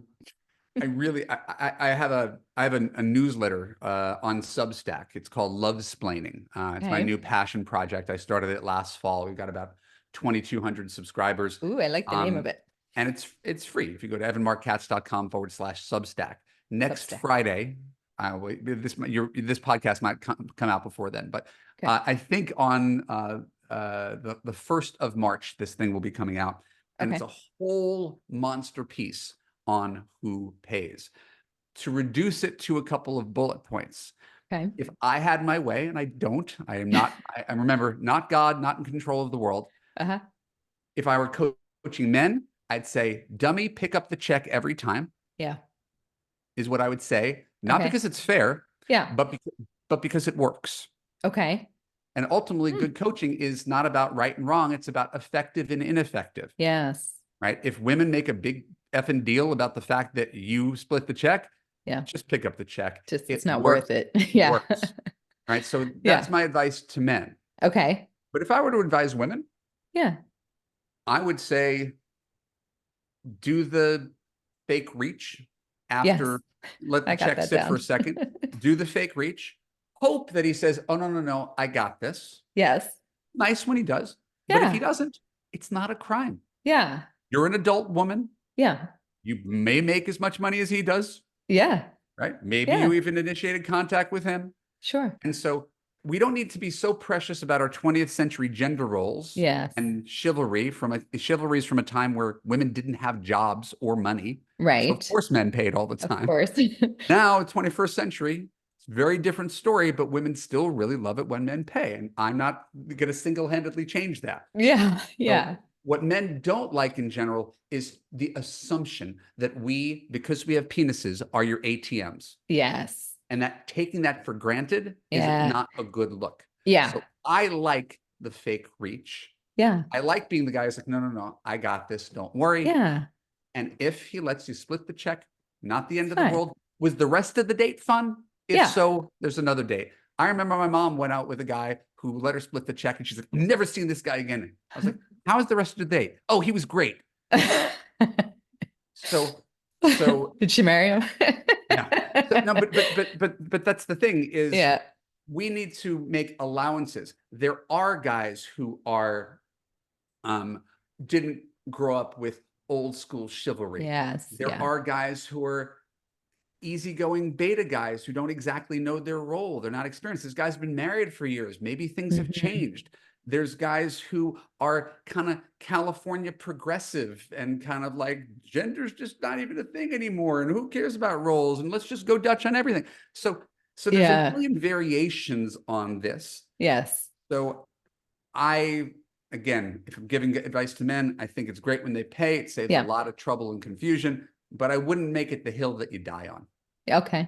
Okay. Yeah. I have an episode, actually, one of my episodes is called, excuse me, Mr. Cheap Ass Motherfucker, because he did say to me, how much longer do I have to pay for you for? We were at like a dive bar getting a $6 beer. I don't know what happened there. And he said, how many dates have you gone on? That was, we were maybe 3 weeks in. So yeah. I'm with him. Yeah. Well, so hold on. Okay. So I just talked about how I would handle the first date. Yes. Then the question was, at what point, right? Because I said, do the fake reach. Yes. Let's say Yes. he gets it. I got it. 3-4 dates in, I got this one. Yes. I Again, do agree with that. as a token. So you said 3-4 weeks. I'm saying 3-4 dates. Yes. I got this one as a token of my appreciation. It's still nice when you do all these nice things for me. I love being courted. I love that you're an old school gentleman, but really, let me have this one. Yeah. That goodwill goes a long way, and you won't get the guy who becomes the cheap ass motherfucker because Yeah. you're not turning him into one. Yeah. I've been that guy, Yes.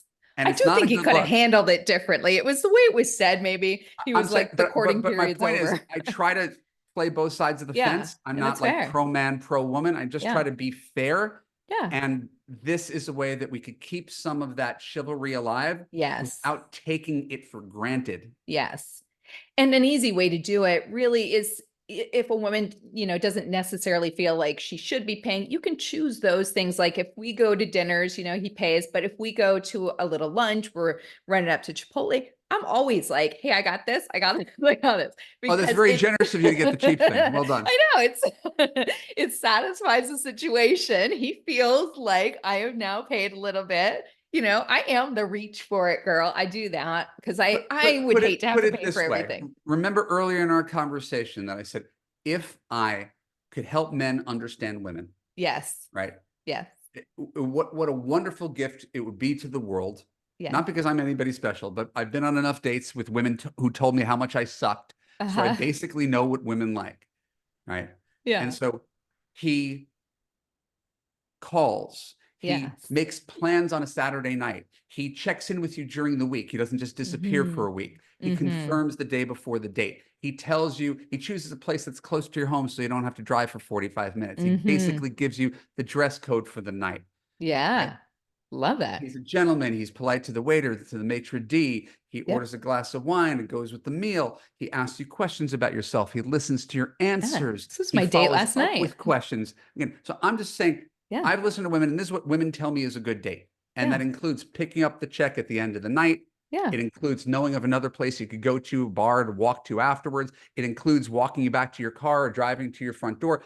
These are all things that women value. Yeah. They display thoughtfulness, generosity, chivalry, kindness, curiosity. So these are things that women want to have displayed to them. Right? And if men took that advice, they do very well with women. Yeah. So my question is, what are you as a woman doing to make sure a man has a good first date? Well, we put in a lot of effort to look good for them. That has to account for something, right? Because we do take a lot of effort. We want to look nice, right? So we do all pre-date. Now we're on the date. We're on the date. So I just rattled off a dozen things a guy has to do. Yes. What are you doing to make sure he has a great night? Because it's all right now, everything's all about you. Yes. Yes. Well, I think I'm actually very good about that because I'm very grateful for a lot of those things. And I make sure to say that. So I'm always like, thank you so much. That was very sweet of you to pay for that or to do that for me. I'm super grateful. I like to make sure I'm asking and reciprocating all the questions back to him, that whatever he's asking, that it's, kind of give and take in the conversations. Let's see, what else would I do? What else would I do, Evan? My point is, it's an intentionally challenging question. Because women have a whole checklist of things, including this thing about the check. Yes. Right? That he has to do all the things on the list. Yes. And it generally doesn't occur to most women that I coach that you're 50% of the equation on the date. Right. He's not just putting on a show for you. He's not your jester. Right.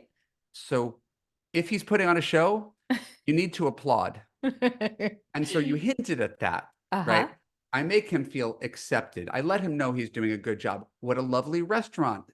What a funny story. Your shoes match your belt. Your eyes pick up your shirt. I love that story you told about your daughter. I think it's wonderful that you're a great dad.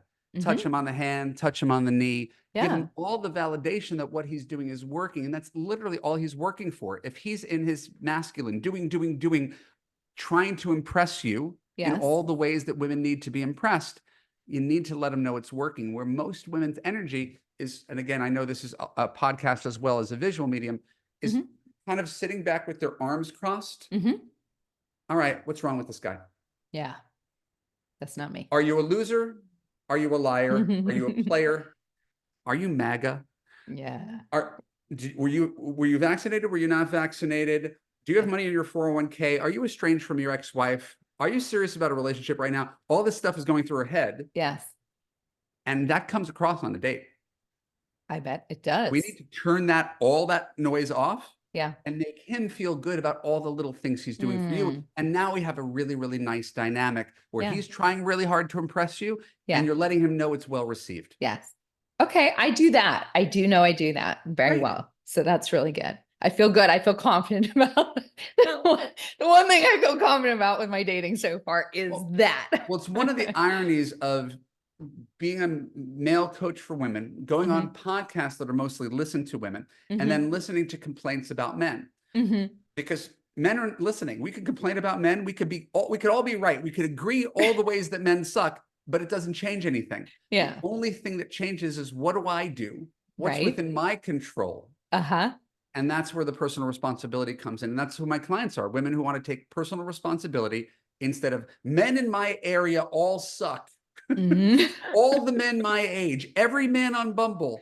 Yeah. Like if literally every man is a loser, there's nothing you could do, I could do. Like, so we have to genuinely believe, as I do, 10% of guys are absolutely good potential husbands. Find one. Just find one. Seems so easy. So easy. Okay, I'm moving on. This is such good stuff. I'm loving this. Okay, so talk to me about good relationships. Why do you suggest women should exit any relationship that just feels like it's too much work? And when is it too soon to give up? Like, is it too soon sometimes? I have a theory that you don't know when you've met the right guy, but you do know when you've met the wrong one. Okay. Okay. Yeah. So a lot of people take the opposite approach. You just know when you've met the one. Okay. Let's look back through your life. How many times have you just known you've met the one? Just happened. I thought I did. It wasn't. Okay. But they never weren't. Every guy that you've ever thought was the one, if you're single, you were wrong. Yeah, totally. So if totally. you had that magical chemistry soulmate thing, I had it 3 or 4 times. None of them married me. Yeah. So I don't trust, oh my God, you just know at all. Okay. Because it doesn't have a great track record. Yeah. Occasionally there's someone who said, oh my God, I just know, and they're together for 40 years, but that's the exception to the rule. That's the broken clock who's right twice a day. Yes. So I look at it the other way around, right? I think you know when you've met the wrong person, and this is what we mean by accepting the wrong man. Something feels off. Yeah. This guy's got anger issues. This guy's got commitment issues. This guy's got communication issues. This guy's got character issues. This guy's got consistency issues. And because he's lonely, you're lonely, he's tall, dark, handsome, and successful, you ignore those feelings over and over, day after week, month after month. I talk to women who've been married for 25 years. I say, when did you know there was a problem in your relationship? 3 months in. And they ignored it, and they got married, and they had kids, and then they had another kid. And the entire time, there was a feeling of anxiety. I don't feel safe with this man. I don't feel understood by this man. But I'm going to ignore it because to say something would be too much trouble. To leave would be too much trouble. How sad is that? And this is how people, waste their entire lives on the wrong men. Yeah. And so my belief is if something is wrong, right, and it's not fixable, get out. Get out. Right. That's, I use the CEO metaphor. You're the CEO men or the interns. Yeah. One of the things that CEOs know, hire slowly, fire quickly. Don't go on a dating site, swipe right, text once, have a great first date, call him your boyfriend, hop into bed. Don't do that. Right. But maybe date a guy for a month before you sleep with him and take down your profile. Like maybe figure out if he's boyfriend material before you go all in on one guy. Yes. And then maybe date him for 2 years before you move in together and get engaged instead of doing it quicker because you're older. Yeah. So take it slow. So if we move slower, we're less likely to make big mistakes. And if we listen to our emotions don't lie. Yeah. And so what was your original question? Because I think I went off course. No, you answered it. I was just asking, like, when is too soon to give up, or, why do you suggest that women should exit a relationship if it's not working? So you answered it. So That's great. there's one piece that I missed. I believe one of the reasons that I never had a long relationship before my wife is that I lived by this philosophy. Hmm. I would never spend more than one extra day with someone that I didn't think I could marry. The second I realized I couldn't marry her, why would I keep dating her? I'm wasting her time and wasting my time. So other people would stay with someone for 3 years, but they know, yeah, the last 2 years were no good. For me, if I realized this is never going to work, out. Why get out? Yep. And all that time allowed me to be single and experiment and learn. My wife was in relationships for 13 out of 14 years. I was in relationships for 3 out of 14 years. Big difference. Yeah. She would spend 5 years with a guy, 3 years with a guy, year and a half with a guy. For me, 3 months, 6 months, 1 month. You're not going to be my wife. Yeah. Which is interesting though, because we often will look at that as a bit of a red flag where we're like, oh, he hops from relationship to relationship. He's commitment phobias. And that any of those things could easily have been labeled, thrown at me. He's the dating coach who's been online for 10 years. It'd be very easy to construct that narrative. But the truth is I've got many flaws, but this is not one of them. I valued myself enough. Yeah. I really wanted to be a husband. And I wanted to be a father. Why would I spend my precious time in a relationship with someone who I knew I was never going to propose to? And if I did propose to her, I probably wouldn't be happy. Yeah. So I just really encourage other women to date that way. Yeah. Because every second you're with the wrong guy is a second you're not looking for the right one. Yep. Oh, I like that. I like that. And so you talked about how do you know when to work on a relationship? I think we've valorized work. We've put work up on a pedestal, right? And I think we've done so to our detriment. Every shitty relationship you've ever had took a lot of work. More work than the good ones, right? Yeah. A lot of work. Yes. So once again, I go the opposite. Good relationships are fundamentally easy. Yeah. They are. Yeah. This conversation, easy. Easy. So why shouldn't you? Your best friend, easy. That's why she's your best friend. Yeah. Why would you wish for anything else in a relationship? Shouldn't it be easy? Should. It should. So let's start there. That's our North Star. Good relationships are easy. Yeah. Now, easy doesn't mean you never disagree, you never argue, there's never friction. You're human beings who are merging lives. There's a million things that could go wrong. But in my relationship with my wife, who's very different than I am, 95% of it is easy and 5% of it takes effort, not work, effort. We have to work through these differences of opinion. You and I can talk about dating. We have differences of opinion. Doesn't mean we're at each other's throats. So instead of relationships take work, how about start with relationships should feel easy. And if it's not easy, why am I fighting so hard to keep it? It's great revelation right there. And it's so smart to think about it that way. I like it. Well, we're trying to work backwards from the best case scenario. The best case scenario is not landing the most impressive man of all your friends to be able to show him off when he's traveling 25 weeks a year and fucking his secretary. You didn't actually win. Your husband's better looking than the other guys. You didn't win. Yeah. Right. So I think we have this orientation about how it looks to other people. And all that matters is, how do I feel? When I wake up in the morning, do I know he's going to be there next to me? When I go to sleep at night, do I know that we're going to sleep in peace? Yeah. And I'm sure a lot know they're not. Right. And so I ask, they stay in it. Why are you in that relationship? Yeah. And that's what a lot of people just need to ask themselves. It takes courage to end something that was once good, but all relationships were once good. Otherwise, they wouldn't even get started. Every divorced couple loved each other at some point in time. Yeah. So just because something's once good doesn't mean it remains good. And so it's a garden you have to continue to water. So love takes effort. If effort turns into work, time to go. I don't know. I like it. Okay. So I'm going back to a question, or actually it was something you said about, not calling, texting, hopping into bed, all that good stuff, right? So that's leading to my question on your thoughts on having sex on a first date. Do you think it matters whether you have sex on the first date, third date, 3 months? And can it change the trajectory of the relationship? And do men often look for sex and end up finding love? That was a bunch I, of questions all in one. I think people are complicated and often contradictory. Mm-hmm. I think men often try to get laid as quickly as possible and Yeah. then don't really respect the people who allow them to. And so as such, I'm not worried about right and wrong. I'm not going to, I'm sex positive. I'm not going to slut Mm-hmm. shame anybody. I Mm-hmm. don't think it's a very effective strategy to Mm-hmm. sleep with guys first and then keep your fingers crossed afterwards that you Yeah. guys are relationship material. And that's Yeah. usually what people do. They have sex first and they Yep. wait for him to text and they wait to see if his profile's down. And now you're sleeping with a guy for 3 months who's not your boyfriend. Guess what? He's Yep. not going to be your boyfriend. If he wanted to, he'd already be your boyfriend. Mm. Right. He I would, don't yeah. know too many stories of a guy who's been sleeping with you, seeing you for 4 months, who's suddenly like, you're the love of my life. Yeah.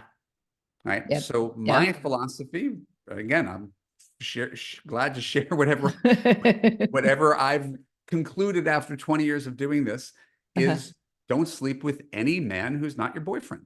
Okay. Wow. Okay. So the whole no sex before monogamy kind of thing. I think we're just getting the order wrong. It's Okay. like choosing the paint for your house before you build the foundation. So yes, you can have sex quickly and Yeah. then figure it out later, but that's like jumping into a pool and hoping there's water in it. Yeah. So I did it. Again, I'm not saying this from some sort of pedestal. I did all the things we're talking about. I arrived Yeah. at these conclusions from having Because done you it. did it. And then all these years into doing this, Uh-huh. this is true. The 2 years before I got married, I Uh-huh. stopped having sex Okay. with Like, anybody who wasn't, period. no, not, I'm a celibate, but Okay. not, I'm not sleeping with anybody who's not my girlfriend. Okay. Because what would happen? Hop into bed someone on the third date, Yeah. sleep with them, and then spend the next 3 weeks trying to figure out how to get out of it. Yes. And I'm And not a now there's jerk. feelings and the And women have I'm their, not a yeah. jerk. I didn't want to be that guy. I didn't want to break Yeah. anybody's heart. I didn't want to be in that position. The Yeah. problem is sex usually connotes something that's more meaningful, Yeah. and it doesn't mean it. It's more of a physical thing, Yeah. especially for men. It doesn't have to have Yes. any feelings. So you dive into it. It feels really great, and then the next day you're like, shit, Yeah. I'm not even sure if I like her. I don't even know if I'm emotionally available. And again, I'm saying this as a conscientious guy who always wanted to be married. Yeah. So I said, I don't want to be that guy. So what would happen is, you'd mess around and hook up a little bit. And I'd be like, yeah, I don't sleep with anybody. And she'd be like, what? Yeah, I don't sleep with anybody if I'm not in a relationship with them. Yeah. You mean if I like tried to seduce you right now, you'd say no? And I'd be like, yeah, it's too Yeah. messy. Yeah. You know what would happen? You do know what would happen. Mm. It made them want me twice as much Yeah. Yeah. because it basically showed that I had integrity. Yeah. And I that's a know. really rare thing. And Right. I didn't use it as like a scheme, Yeah. but it really worked. And so for the 2 years before meeting my wife, apart from I had one girlfriend in that time. I Hmm. did not sleep with anybody. And I really tried to live the same thing that I'm telling you to live. Yeah. If a guy is a good guy, Hmm. and if you're engaging in foreplay like you did in high school, you Yeah. can have a really nice month together where you can Yeah. really figure out whether he's boyfriend material Yes. first Yes. before you sleep with each other, call each other boyfriend, girlfriend. So we're taking him through a few rounds of interviews. So you're going to have more information after 2 dates or 8 dates. Yes. Now, does So oral sex fall into foreplay or sex? Where does that go? for me, I lived on third base. Okay. I'm a big appreciator, but this is my point. It's not that what I'm saying is like gospel. Anybody Right. can interpret this however they want and do with it what they want. Sure. You have to find your comfort zone. But Yeah. if you find yourself sleeping with men and discovering that over 50% of them don't want anything with you and you're heartbroken by it, Yeah. stop doing it. Stop doing it and stick to your guns on it, right? Because that's the thing is if you're going to say it, you're saying I'm going to hold out and you got to stick to that Oh, because yeah. the moment I you mean, don't, I've been I never do this with anybody else. yeah. Sure you don't. Yeah. I'm definitely the first person you never do this with. Right. So yes, it's not just a speech you give. It shows you value yourself. Yeah. And I call it the sexclusivity speech. I teach it in Love You, right? Yeah. Right. it's back at his place. It's the third date. He's reaching for your belt buckle Yeah. or his wallet and the condom. Oh my God, Brad, I'm so attracted to you right now. I would Uh-huh. love to sleep with you. I just don't sleep with guys who are still actively dating on Bumble. You could understand that, right? So Mm. if Ooh, I what like we it. have is real, Yeah. sometime in the next few weeks, if what we have is real and it's still growing, Yeah. you're in for the night of your life. But Yeah. until we both decide that a relationship is worth our while, let's get back to business and have a little bit of fun. And Yeah. what does that show? It shows him that you're not rejecting him. Mm-hmm. You're not a prude. I would love Mm-hmm. to sleep with you. Yeah. Right? So you're sex positive. You're attracted to him, so he can't feel rejected. You Mm-hmm. respect yourself. You have boundaries. You're not trying to trick him or coerce him into a relationship. You're not saying, take down your profile, be my boyfriend. You're like, I Yeah. don't even know what we have. We've only gone out 3 times. Yeah. So you're basically setting this boundary. I I like you. love I'm it. attracted to you. I'm willing to see where this thing goes. And if this is real, we can have a relationship and give this thing a shot. Yeah. And no guy could argue with that. And any guy who's like, but I kind of want to get laid. If that's his Out. response, right? Yeah. So any guy who doesn't respond to that sex exclusivity speech is Yeah. clearly just looking to get laid, and he's not serious about you. Because any guy who is serious about you is going to be willing to wait 3 more weeks. Yes. Ooh, I like it. I'm going to commit that whole little phrase to memory, just so you know. I'm going to I say, think you need to sign up for Love You when we get off the I phone. think I do. Andrea needs some help here. She get some help, please. Okay, I got one more question for you. This is so good. I don't want to even stop. We've been going forever and I love it. Okay, so for the listeners, what should they do if they feel like they've tried everything, nothing seems to be working? Do they keep holding out for hope? Do they just take a sabbatical? They take time off? Because sometimes you're just going through the motions, right? You're just dating to date and date and date and date. So take some time to themselves, right? Is that what you would suggest? Yes. So, Or your course? excuse me. Thank you for this opportunity to talk with you, by the way. And I hope over the Absolutely. past hour and a half, in throwing out all of my cockamamie ideas, something landed and made you scratch your head and be like, that's kind of interesting. Yeah. Oh, it did for me for sure. So I can consider that. yeah. So consider in the past hour and a half, if I gave you a whole bunch of ideas, Hmm. right, that are just different than what you're doing right now. Hmm. There's hundreds of other things you can do.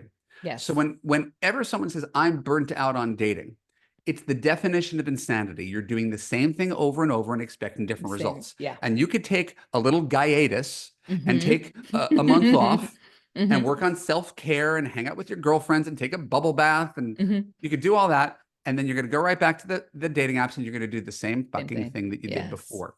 So it's hard for all of us to change when we're doing the best we can. The whole Hmm. reason that you turn to folks like me is because I've been watching this space for 20 years and I've talked to men and I've talked to women and I've shepherded people through this process.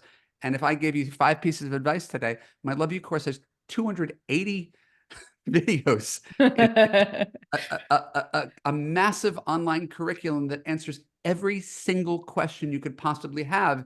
And it's not just cheap pop psychology about learn to love yourself and that kind of stuff. Love Yeah. happens when you least expect it. And so just focus on yourself.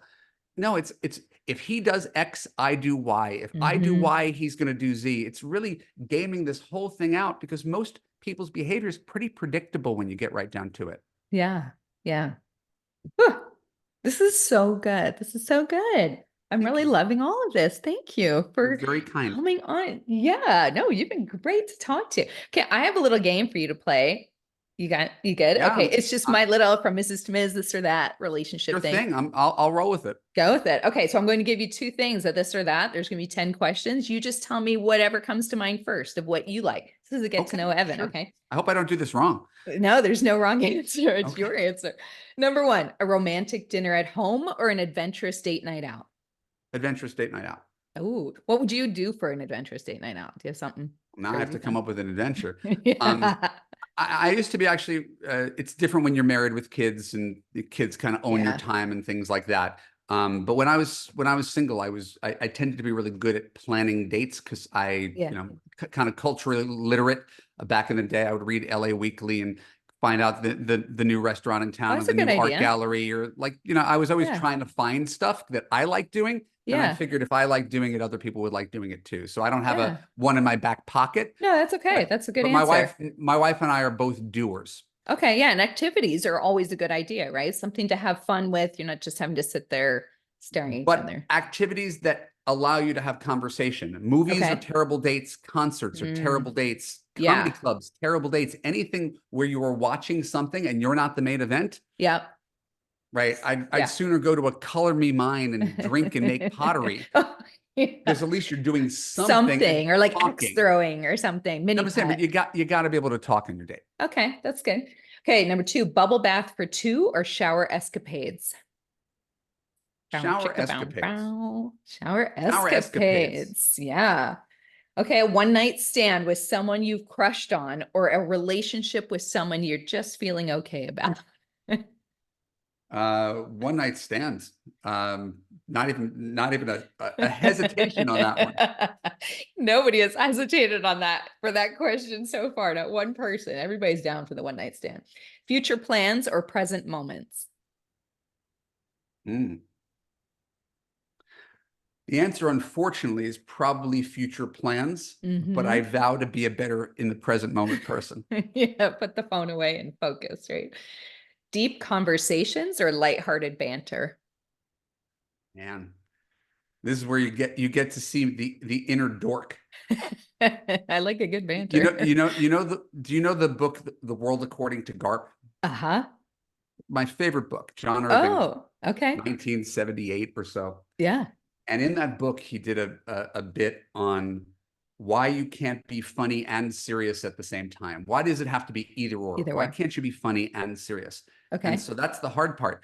I'm a comedy writer whose Yeah. favorite thing to do is deep conversation. Okay. So I It's kind of guess hard to deep do. conversations, but it's that's like a 50-50 Yeah, thing there's for me. something about some sexy banter back and forth for me that I'm I'm down with for. you, but I Yeah. really live for kind of what we're doing right now. Yeah, just really getting deep in it. I like it too. Okay, trying new positions or mastering the classics?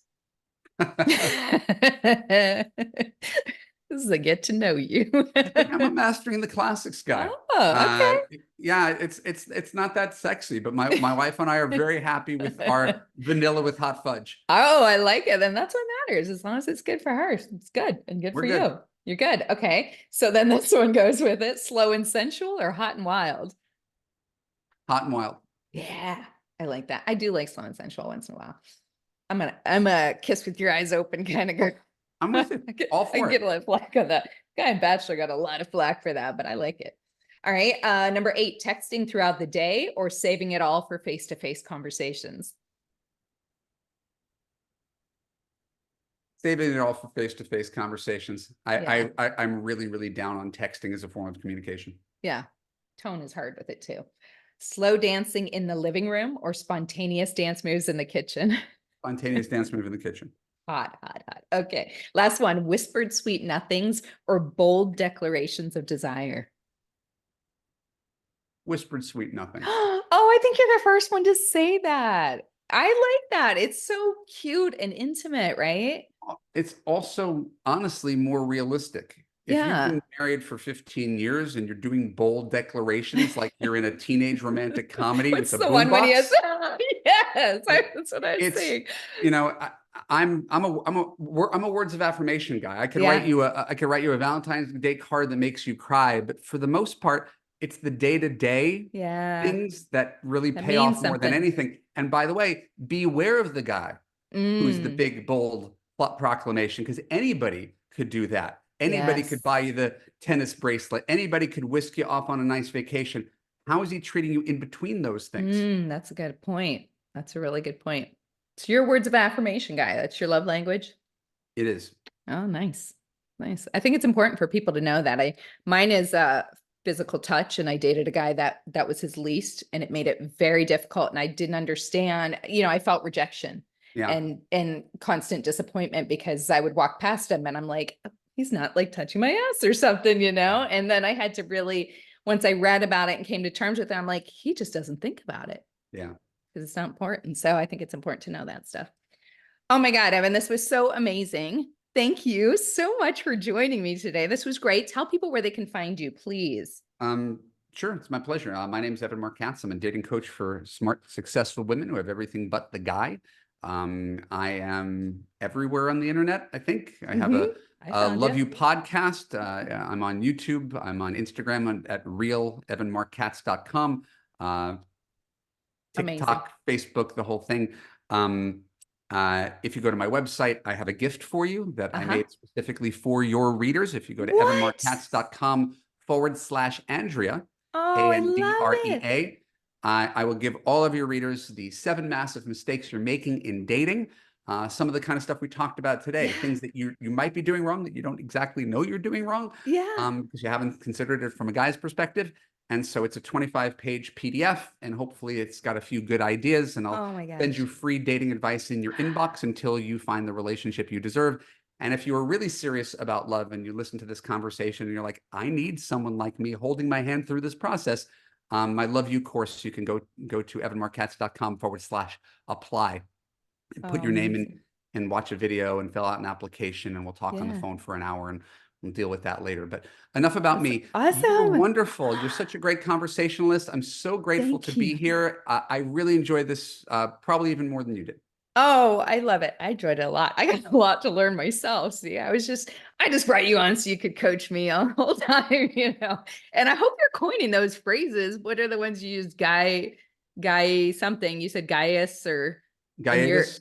Gaiatus in your My sexclusivity. sister made up Gaiatus. I like it. Coin it. She's good. Like, I always give credit. I don't take credit for things I Yeah. haven't done. But yes, I've got obviously a lot of ideas and metaphors and Yeah. catchresses that I've It's built up great. over 20 years of doing this. And I think they take somewhat complex ideas and make them a little bit simpler Yeah. to process. In a So different if you're way. confused about a first date, okay, comfort, fun, attraction, Yeah. right? Yeah.